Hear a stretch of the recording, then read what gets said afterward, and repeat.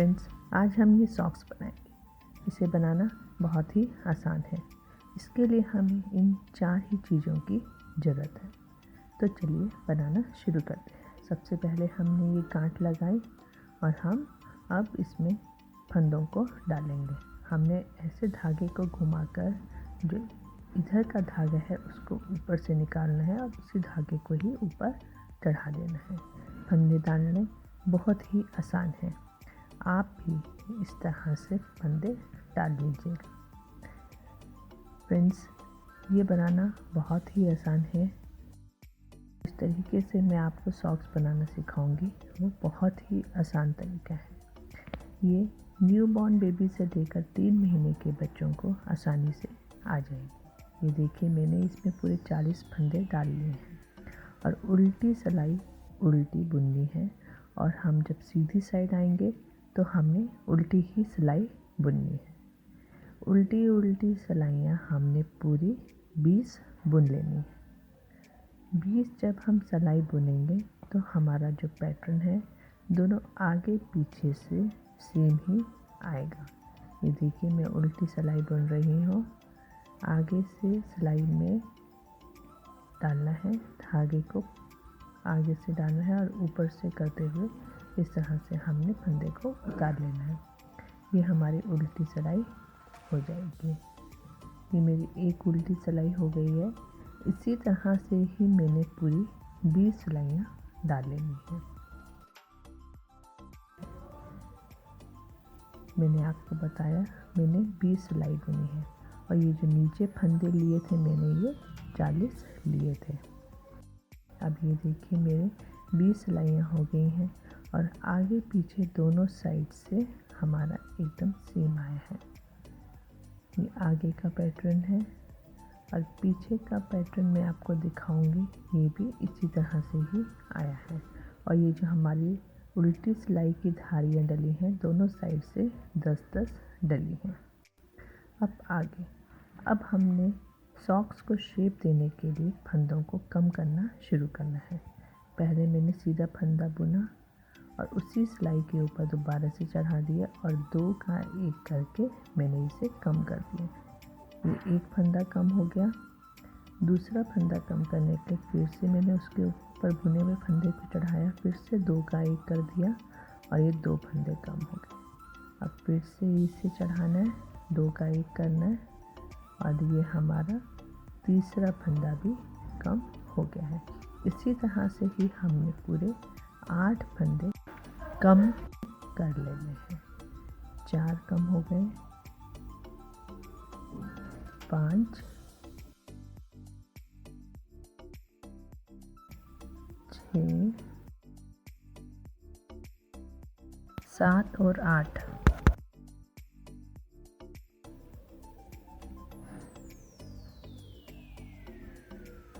अब हमने जो बाकी के फंदे हैं धागे को आगे करके हमने पूरे उल्टे बुन लेने हैं। ये देखिए, मैं ये उल्टे फंदे बुन रही हूँ। सिलाई को मैंने कंप्लीट कर लेना है। इसी तरह से ही मैंने पूरे उल्टे फंदे बुन के सिलाई को कंप्लीट कर लिया है। अब एक साइड से जैसे हमने ये 8 फंदे कम किए हैं, इस साइड से भी हमने पूरे 8 फंदे कम करने हैं दोनों साइड की शेप देने के लिए। उसी तरह से ही सीधा फंदा बुनना है, ऊपर चढ़ा लेना है, फिर से 2 का 1 सीधा बुन देना है, 1 फंदा कम हो जाएगा। इसी तरह से 8 फंदे कम करते हुए बाकी की सिलाई को हमने पूरा उल्टा बुन लेना है। ये मेरी दोनों साइड से 8-8 फंदे कम हो गए। नीचे हमने जो 40 फंदे डाले थे, ऊपर हमने दोनों साइड से 8-8 फंदे कम कर दिए हैं। 16 फंदे कम हो गए हैं और ये जो बीच के फंदे हमारे बचे हैं ये हमारे पूरे 24 बचे हैं। अब 24 फंदों से ही हम ऊपर का जो लेग के लिए हमने बनाना है वो हम बनाएंगे। फ्रेंड्स, मैंने लेग के लिए जो बनाया है दिखाने के लिए छोटा बनाया है। आप थोड़ा लंबा बनाएं जिससे कि बच्चे की जो टांग है वो भी गर्म रहे। ये देखिए, अब हमने क्या करना है, जो 2 सिलाई है, एक सिलाई सीधी और एक सिलाई उल्टी बुन के इसे बना लेना है और उसी के ऊपर ही हमें जाली डालनी है। ये देखिए एक सिलाई सीधी बनाई थी, अब ये जो पीछे की साइड है वो मैंने उल्टी बनाई है। आपने नीचे जो फंदे डाले हैं वहाँ से देख लेना है कि सीधा साइड कौन सा है और उल्टा साइड कौन सा है। मेरी उल्टी सिलाई भी पूरी हो गई है। अब हमने जाली को बनाना है। जाली हमने कैसे बनानी है ये मैं आपको बताऊंगी। सबसे पहले हमने 2 फंदे सीधे बुन लेने हैं। एक फंदा सीधा हुआ, 2 फंदे हमारे सीधे हो गए हैं। अब धागे को हमने आगे करना है। ये देखो मैंने धागे को आगे किया। अब 2 का एक फिर से हमने सीधा बुन लेना है। ये देखिए फ्रेंड्स 2 का एक हमारा सीधा हो गया। अब उसी तरह ही धागे को आगे करके 2 का एक हमने करते जाना है। फ्रेंड्स इससे हमारे फंदे कम नहीं होंगे। जो ये हम आगे धागा कर रहे हैं ये भी हमारा जाके फंदा ही बनेगा और हमारे पूरे 24 के 24 फंदे कंप्लीट हो जाएंगे। इसी तरह से ही जो बैक साइड है, बैक साइड में जो हमने धागा आगे करा है उसको भी हमने बुनना है। ये देखिए 2 का एक करते हुए हमारी जाली डल रही है। जब हम उल्टी साइड बुनेंगे उसके बाद आपको पता लग जाएगा कि जाली डल गई है। ये देखिए ये हो गया फ्रेंड्स। अब हमने उल्टी सिलाई पूरी उल्टी ही बुन लेनी है। उल्टी सिलाई बुन रही हूँ। अब इसके बाद जब हम इसे सीधा करेंगे तो आपको जाली नज़र आ जाएगी। ये जाली जो हमने ये धागा पिरोना है उसके काम आएगी। बच्चों की टांगे पतली पतली रहती हैं और सॉक्स बार बार उतर जाती हैं, इसलिए आप इसे हल्के से बांध सकते हैं। ये देखिए फ्रेंड्स हमारी जाली डल चुकी है। अब हमने फिर से 2 सिलाई ग्रीन कलर से ही सीधी उल्टी बना लेनी है और 2 ही सिलाई हमने ऊपर डिज़ाइन डालने के लिए वाइट कलर से सीधी उल्टी डालनी है, जिससे हमारा डिज़ाइन ऊपर बनेगा।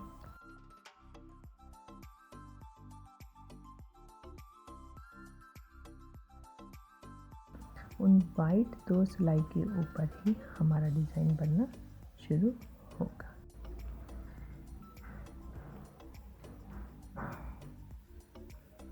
ये मेरी ग्रीन कलर की सिलाई पूरी हो गई।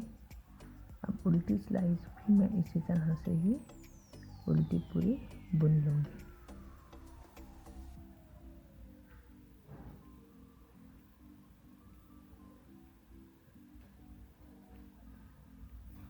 उल्टी सिलाई भी पूरी हो गई है। अब हमने जो नेक्स्ट कलर लगाना है वाइट कलर, इससे भी इसी तरह से ही 2 सिलाई उल्टी सीधी हमने बुन लेनी। इसी के ऊपर ही हमारा डिज़ाइन बनना शुरू होगा। अब मैं आपको बताती हूँ कि हमने डिज़ाइन कैसे बनाना है। पहले हमने 3 फंदे जो हैं वाइट कलर से ही बुन लेने हैं। के बाद जो चौथा फंदा है हमने ग्रीन कलर से बुनना है। ये देखिए हमने ग्रीन कलर से बुना। फिर से 3 फंदे हमने वाइट से बुनने हैं।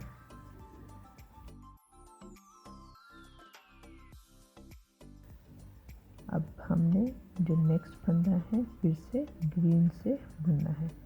3 वाइट 1 ग्रीन करके हमने पूरी सिलाई उतार लेनी है। ये देखिए फ्रेंड्स ये हमारी पूरी सिलाई उतर गई है। 3 मैंने वाइट डाले, 1 ग्रीन डाला। अब जो उल्टी साइड है उसमें भी हमने इसी तरह से ही बुनना है। ग्रीन के ऊपर हमने ग्रीन से बुनना है और वाइट के ऊपर हमने वाइट से बुनना है। ये ग्रीन हो गया। अब 3 सिलाई मैं वाइट से बुनूंगी।